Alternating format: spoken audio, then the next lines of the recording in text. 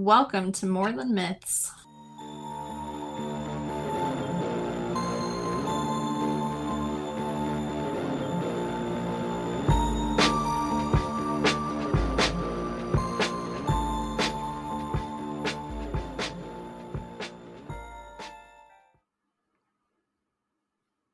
Hello. Hello again. We're back. We are. How are you? I'm here. No, I'm actually good. I'm enjoying the sunshine. I'm enjoying, I've been making a lot of plans lately because we have sunlight for so long. I'm really busy until it gets dark, which is actually nice. I like it. Yeah. I love it. I don't like the waking up earlier. I am not a morning person. I hate mornings, actually, very much. I like to sleep at least until 7 or 8 or even 9 if I can get away with it, but I can't usually get away with it. So yeah, I normally I've never noticed daylight savings time affecting me in the morning like I have this year. Interesting. This year has been I'm like, oh, I look at the clock and it says it's 10:30. And then my body's like, but really it's 9:30. And I'm like, that makes so much more sense for where I'm at in my day. Yeah. It doesn't feel like 10:30, so I'm kind of just trying to fake it till I make it. Cause I don't change anything. I just move like nothing happened. Right. But then my body's like, what are you doing to me? This is not. But really. I fucking love the sunshine. So Agreed. I will do whatever I have to do to make it work. I have been loving that there's been a minute or two of sunshine because it's just been cloudy and rainy and snowy here. Oh.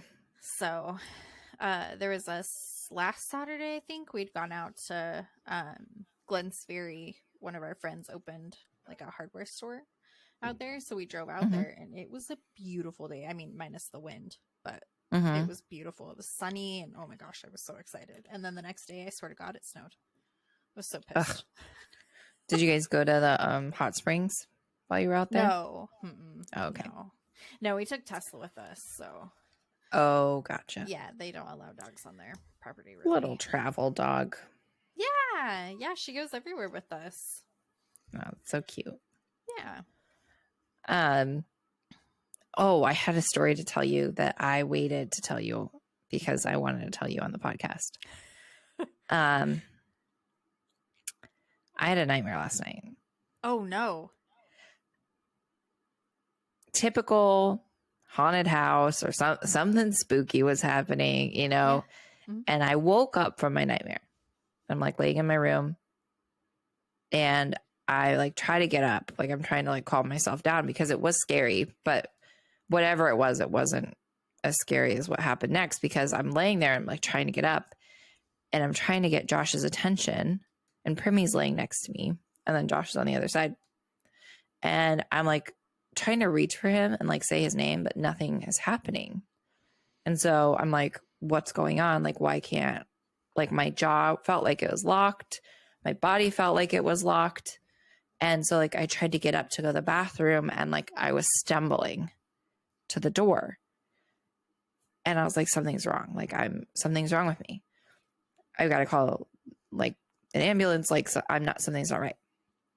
And so I'm trying to get Josh's attention and he says, "You're fine. Go back to sleep."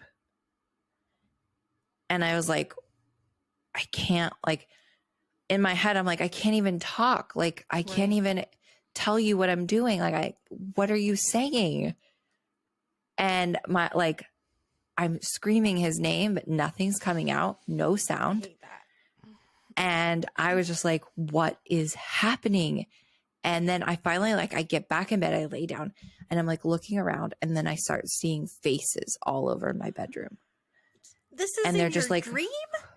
Floating. What the fuck? This is all floating. So I'm in my room, but faces are starting to float around the room. And I'm no, absolutely no. And I'm Josh, I'm having a nightmare. I'm having a nightmare. Help me. And I can't say anything and I can't move. And I look at the door frame and I see Primmy at the end of my bed, like at the door. Yeah. And she like walks up to me and she puts her hand on my side and she's like trying to get in bed with me, but I can feel Primmy on my left hand side in my bed already. And she like wasn't moving right.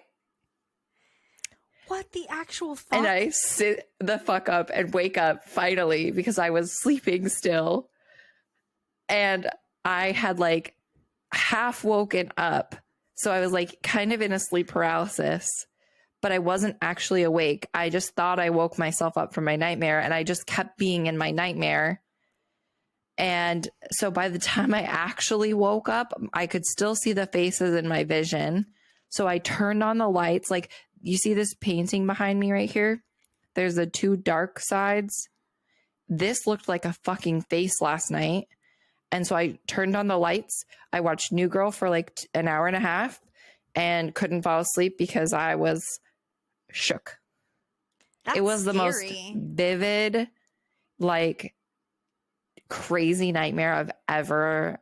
I've had a lot of like really vivid nightmares, like especially if like I'm gonna die, I like make peace with it. Sure. And then I wake up and you're like, holy shit, I thought I was dying and I actually was just asleep. Like those are crazy. But this was like, I've never dreamt in my like about my room. Oh, sure. You know, like Yeah. it was all very real. And then, but then it was like going in between reality, you know? It was just really fucked up. That's too much. That's too It's much too for much. any dream. The faces and the two primies, that's... The two But Primmies was where it woke me up. But wasn't two primies. It was No, someone it was pretending to just be a nightmare. Primmy. But Yeah. I felt something. Oh, Ew. that's where I was like not well. Yuck. And that's what finally woke me up. Yeah. Was like that I mean, I thought I felt something touch me. And I could feel Primmy laying against my left side. Like I knew it wasn't her, you know? So it was just really I don't like fucking that. awful. That is fucking awful. Yeah.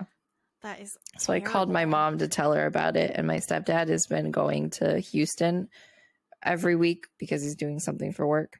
And she's like, why the fuck did you tell me this? Because I'm alone all week this week. Oh my god. And I was like, happy. Sorry, I wanted to tell you. I had to tell you. Sorry. I had to share it with someone. It's like, I can't tell Hailie yet because I have to tell her on the podcast. So you're it. You're it. You're up.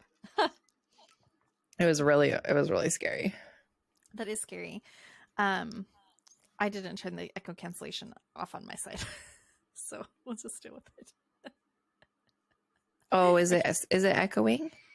It is a little bit. It's fine. It's not a big deal. Oh, it's a bummer. We'll just remember for next time. But okay. I had a dream. I don't know. I had a dream the other night that my sister died. Oh. But like, it was wild. It was the most wild dream I've had in a while. But she like wanted to die, like chose, like something was wrong and was like, this is my choice. Oh, like, and so we were like all what's with it called? her. I don't remember. Yeah. Well, and I woke up and I immediately text her because I woke up and I couldn't figure out if it was actually real life or if it was fake.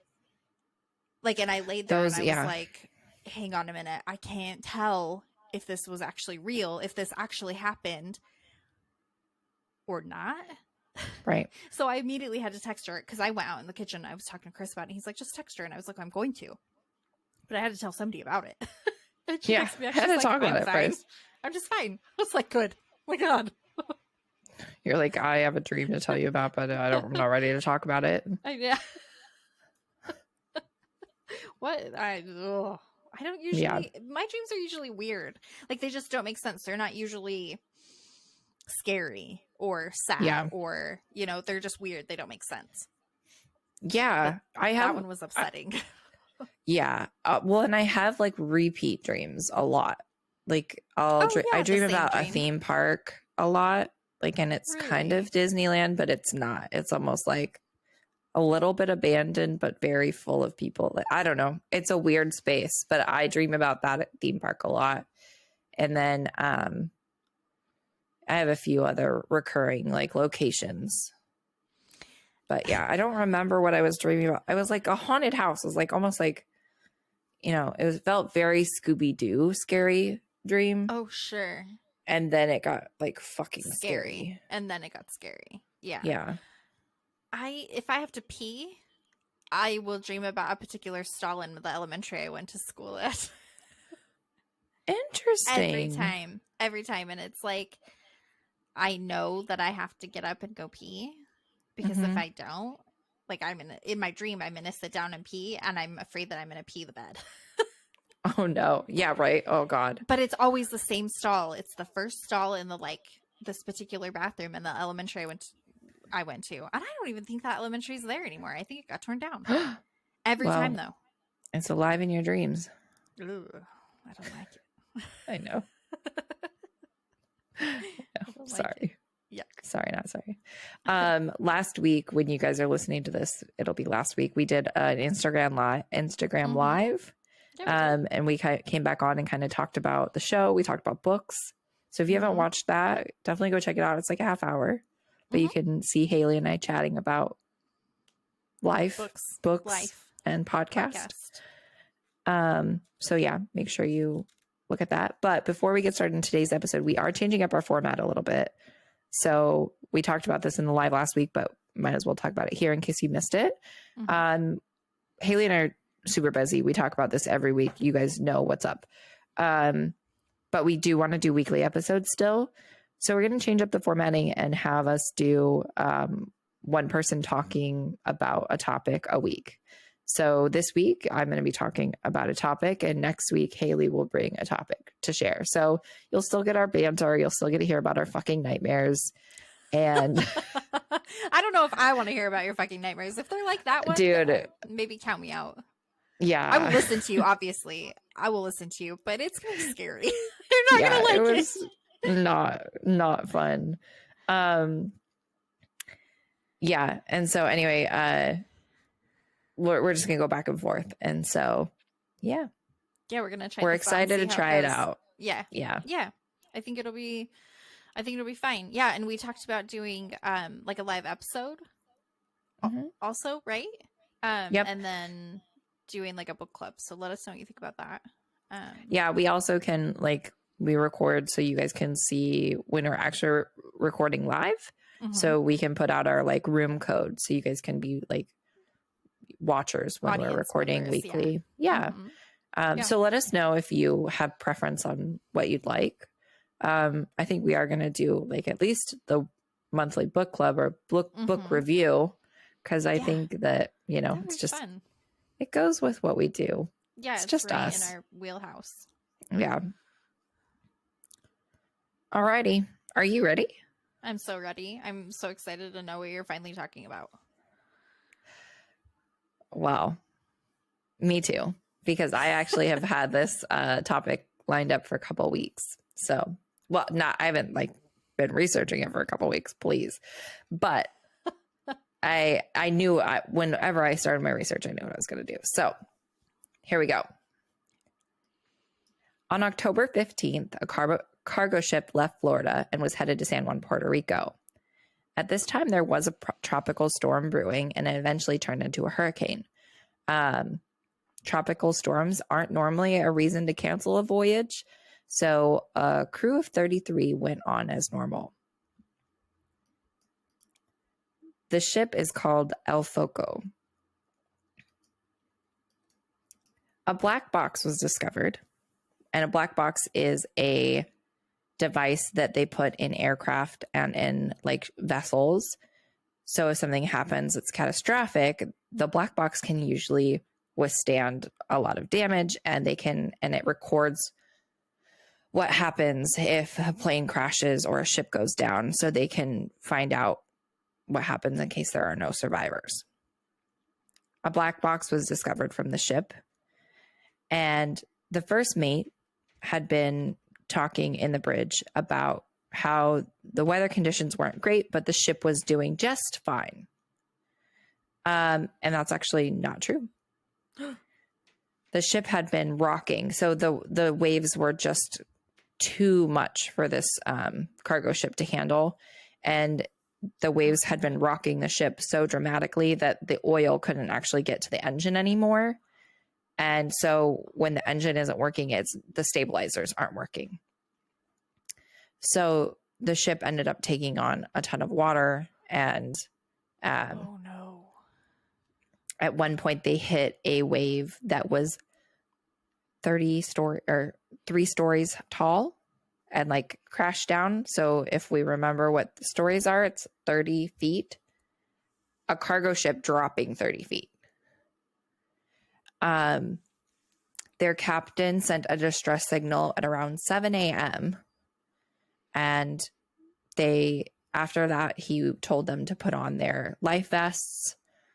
That 7 a.m. distress signal was the last anybody ever heard from them until the black box was discovered. So at that point at 7, he kind of he didn't make it to sound out like a big deal. They're like, hey, we're a little bit worried, but we're going to put our distress signal on, if somebody needs to come find us. Yeah. After that call on the black box, you can hear him telling his crew that everybody needs to get their life jackets on. The boat went down actually so quickly that no one was able to escape. This area that they were sailing in is notorious for disappearing ships and aircraft and even phenomenon. It spans 500,000 nautical miles off the coast of Florida to Puerto Rico and up to Bermuda. It's known as the Bermuda Triangle. That's excellent. I've been so excited to do this episode, and I actually had no idea. Like, it's approximate, the location. Yeah. It's pretty much like off the coast of Florida. If something weird happens, it gets blamed on the Bermuda Triangle. And then, down just through the Bahamas, all that. So,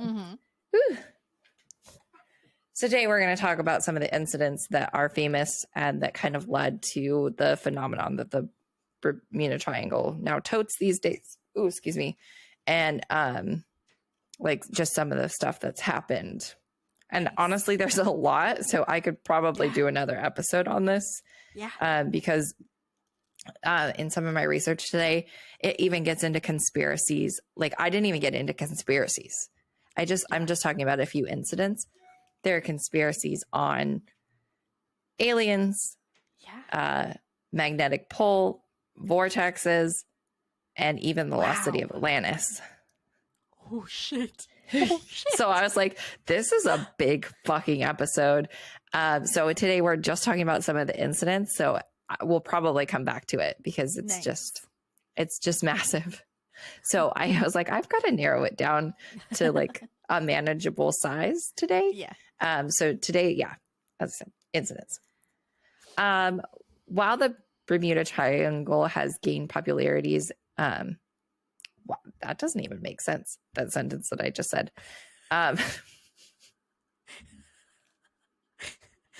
Oh, my notes sometimes. I'm like, really? What are you doing? What are you trying to say?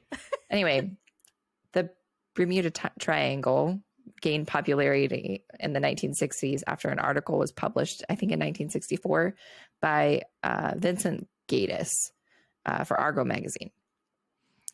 He started linking the disappearances of known aircraft and ships in the area. Over the span of it goes from, the first incident goes from 5 BCE or 30 BCE. Yeah. What? Yeah. Holy shit. Yeah. Up to Columbus has incidents in the Bermuda Triangle. And then as like more and more ships start going through there with trade routes and everything, there's over 50 ships and over 20 aircraft that have gone missing in this stretch of the ocean. Vessels have gone missing without even a single trace and have never been found again. Planes have been discovered and pieces have been found. But in most cases, disappearances are inexplicable.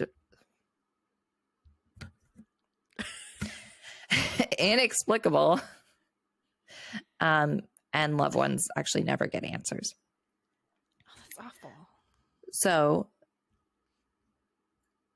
the first incident that we're going to discuss today is Flight 19.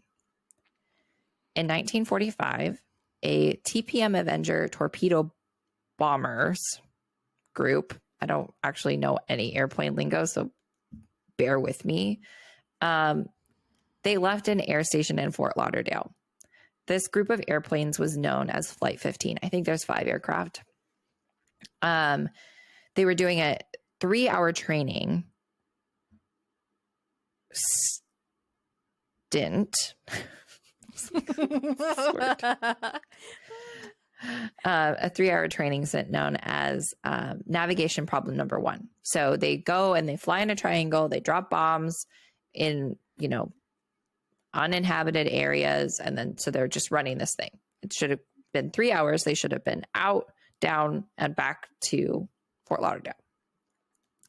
The group of planes had either 4 of the 5 aircraft had 3 men on board, and 1 of them had 2 men on board.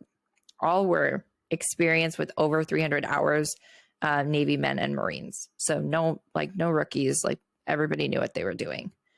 The exercise went smoothly at first, but the leader of the group, Lieutenant Charles Taylor, became convinced that something was wrong with his compass.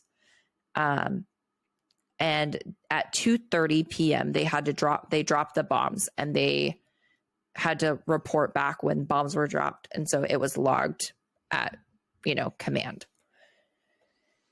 After this event, or after they had done the bombs, this is when Taylor starts getting confused on where they're at. And he thinks that they've been going in the wrong direction. Conditions were fine that day when they left, but they're starting to turn yucky, and they didn't know where they were, and they were completely lost. So they're calling back to the air traffic control, and they're trying to explain their situation. They're saying that they can see some land, and he's explaining, and Lieutenant Taylor is from Florida. So he was like, it looks like the Keys. Okay. And so he would know what that looks like. Yeah. That's over 100 miles off course for them. They should be nowhere near the Florida Keys. So this is where stuff starts going wrong. So they're so far off course. They've drifted over 100 miles from where they should have been. If that's in fact where they are, they don't know. So all the pilots start getting confused, and they're arguing about where they are. And he keeps flying west, or they're like, we need to keep flying west. And he thinks that they were at the Keys. So he's like, if we keep flying west, we're going to hit Mexico. Like, we need to go east. So they keep changing direction, trying to find land. Oh no. And these aircraft don't have enough fuel to fly around all day. Right. It's supposed to be 3 hours, and they dropped the bombs at 2:30. By 6 p.m., they are still lost. They don't know where they're at. Up.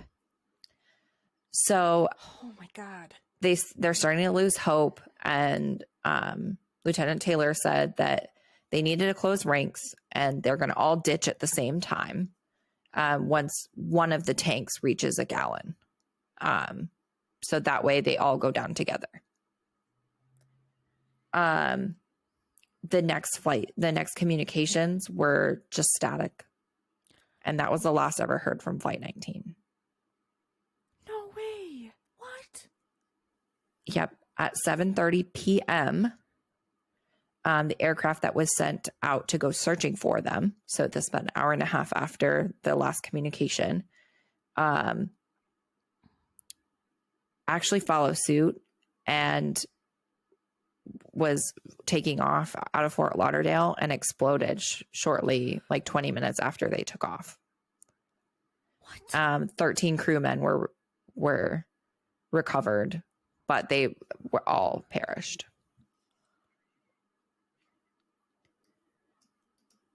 Yeah. Whoa. So the aircraft and the pilots of Flight 19 were never discovered. And this story was a catalyst in popularizing the events that now like trend and like people bring up in the Bermuda Triangle. Wow. Yeah. That's wild. Isn't that crazy? That is crazy. Yeah. I was like, what? Just, yeah. Imagine just being so far out there that you have no concept of where you are. Right. And also like the weather turned, so you can't see land. Right. If you don't know where you're going and your instruments aren't working. Oh my God. So everything just kind of went sideways. Okay. The next one we're going to talk about is the USS Cyclops. And this was in March. Ooh, I have to sneeze. Yeah.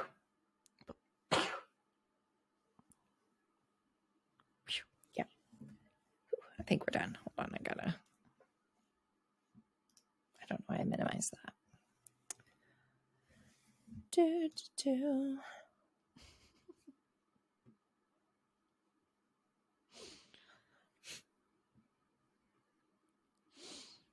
That is the most banana story, real life thing that's happened that's terrifying.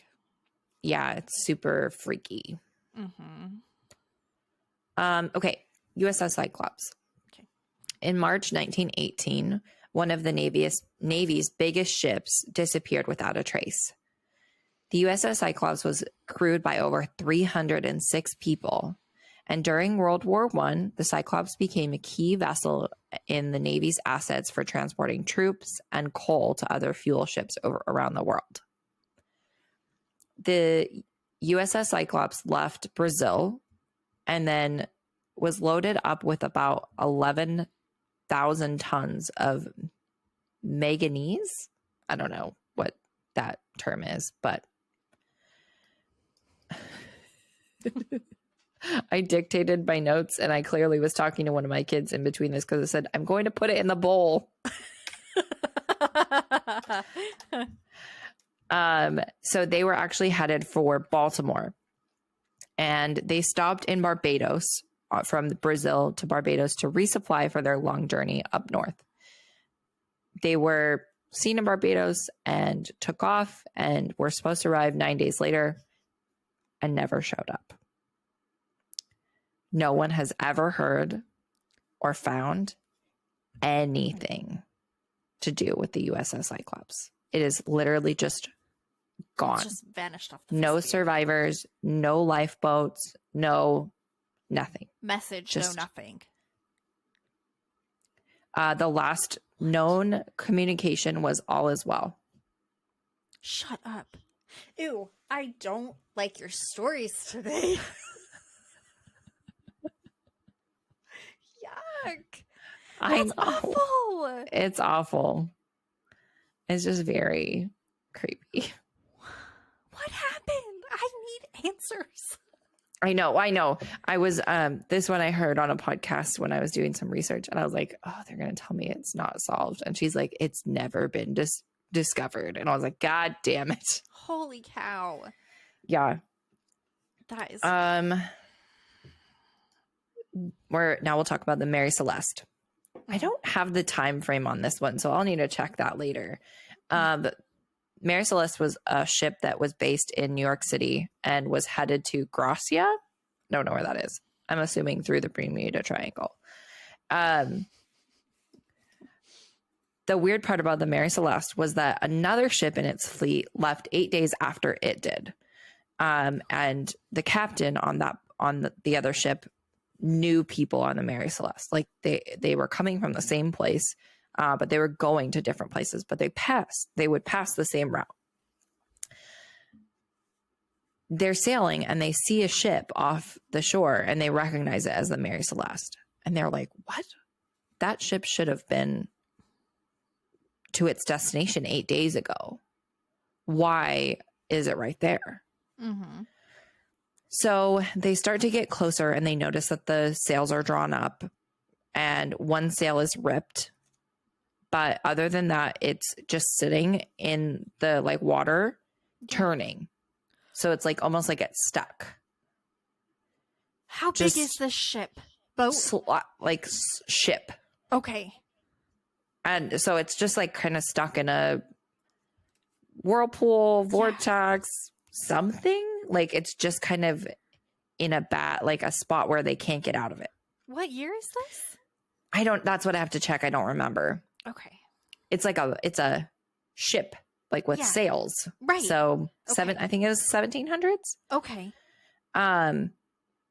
Maybe 18. I don't know. 1861. So the captain, there you go. 1861. No, thank you for looking it up.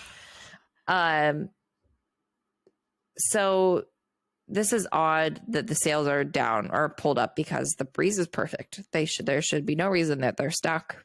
Like they don't understand. So the captain ordered of this ship that's on looking at the Mary Celeste, ordered a few of his men to go check and see what happened and see if they can figure out what's going on. So they make it on board and look around and notice that the ship's taking on a little bit of water, but nothing catastrophic. And they notice that everything has been left intact. So they're hauling very expensive barrels of alcohol and liquor, So that immediately rules out pirates. They're like, they would never just like leave all these goods on board. Like all of this would have been pillaged. It wouldn't have been just left. Yeah. The lifeboats were missing, but people didn't take any of their things. And one part of the ship was completely boarded up, almost as like they were keeping something out.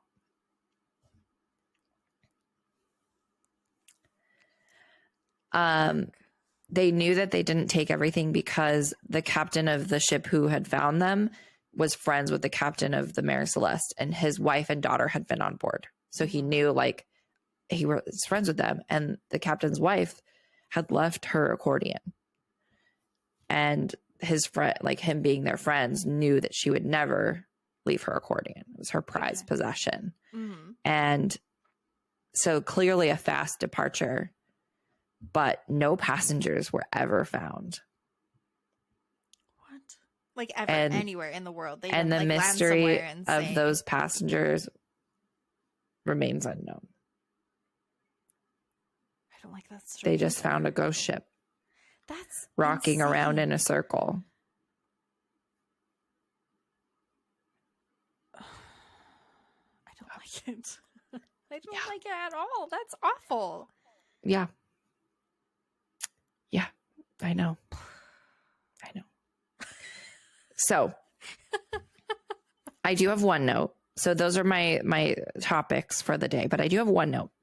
There's a lot of like scientific evidence, and there's a lot of research that is debunking people's theories and conspiracies about the Bermuda Triangle. Mm-hmm. But this statement kind of made me feel a little bit better.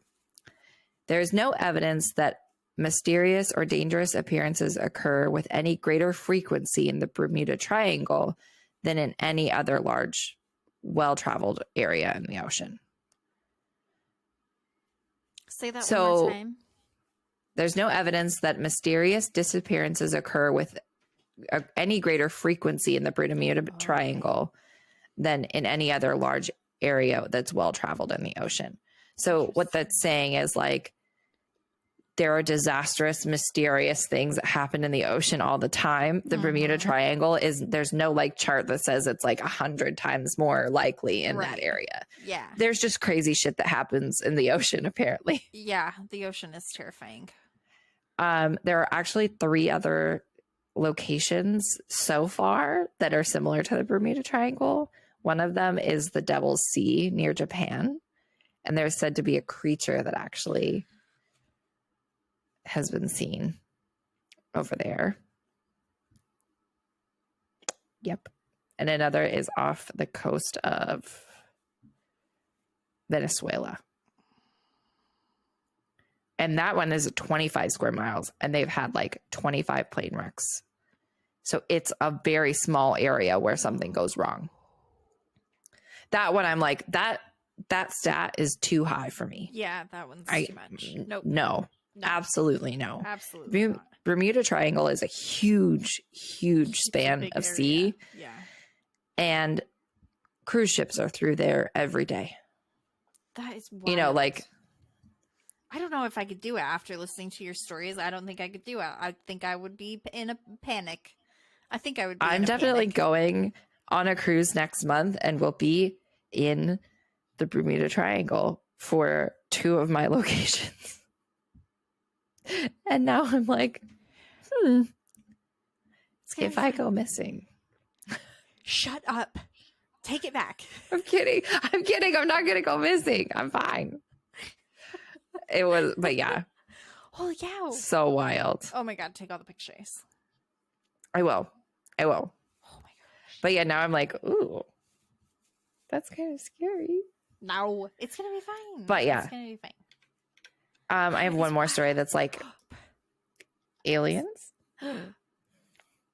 So Columbus has a note in his journal that they were kind of stuck in this like really seaweedy area for a few days. They weren't moving very fast because all the seaweed, it was almost like they had hit land. And this is also in the Bermuda Triangle, but this was long before they actually even discovered land. And while they were stuck there for a few days, on their last day, they looked under the water and saw a disc-like shape underneath the water. What? And the disc raised higher and higher, closer to the surface of the water, and then finally raised out of the water and lit up. Ew. And then disappeared. It's aliens for sure. Yeah. I definitely can't, I feel like we can cover the Atlantis stuff when we cover Atlantis. Yeah. Because there's theories that there's technology hidden down there that messes with people's instruments. Mm-hmm. I don't remember. I was going to do Amelia Earhart as well and do a section on her as well. But then I was like, I don't know if she actually got lost in the Bermuda Triangle. I think that's true, but I don't remember for sure. Yeah. I just think it was over the Atlantic. But I do have a picture when we were in Miami. Mm-hmm. I have a picture of there's a plaque in Miami of where Amelia Earhart, they're like, this was her last location before she disappeared. And it was like, that's so sad and scary and crazy. Yeah, that's spooky. Yeah, that many people or that big of a ship can just go missing. Or, you just find a ship without any people on it and all their stuff is still there. That's spooky. That's abduction. Why did you even say that? I didn't even think about that. That's awful. I'm sorry. You like aliens. I do enjoy a good alien story, and that fits the bill, Bill. There's also been other stories of where an aircraft that was, off the coast of the Atlantic had been found in the Gulf, intact underwater. So there's also theories of time vortexes or things transporting. Mm-hmm. And being found at a later time, but still intact. Yeah, there's some good stories. There was as I said, I could probably do a few episodes on this. There's a lot. Excellent. Please do. So there you go. That's our episode. I love for today. Oh, so spooky. So spooky. So spooky. Yeah. Do you know what you're going to do next week? Do you have any ideas? I do have an idea. Okay. It's not super spooky, but I might make it spooky. I don't know. I haven't decided yet. All right. Fair enough. Okay. Well, thanks everybody for tuning in today. We appreciate you being here. We appreciate you listening and staying with us, even though we took a couple-month break. We really did need it, but I think we've got a good new system. So let us know what you think. Reach out. Follow us on Instagram, TikTok. We don't really update, but you can follow us on TikTok because we'll start updating it, hopefully. Facebook, Twitter, reach reach out, follow us. You can always send us an email at morethanmythspodcast@gmail.com. Tell us what you think about all the things that we're doing, or if you have a suggestion of something that you want to hear, tell us. We'd love to hear from you. Yeah. Oh my gosh, recommendations for sure. Yeah, let us know what you think about the live. Let us know what you think about the book club. Let us know what you think about everything. We want to hear all of it. Yeah, all tell your us. deep dark secrets. Tell us Your scary dreams. Ooh, yeah. Yes. Tell us your scary dreams. Wherever you podcast, we also podcast. If you have a moment and you can leave a review, or just give us a like and follow, that really helps. Just gives the little pod a little bump. Yep, sure does. And remember, if you love us, tell your friends, tell your family, and tell everybody you know. Tell everyone you know. Until next time, stay curious. Bye.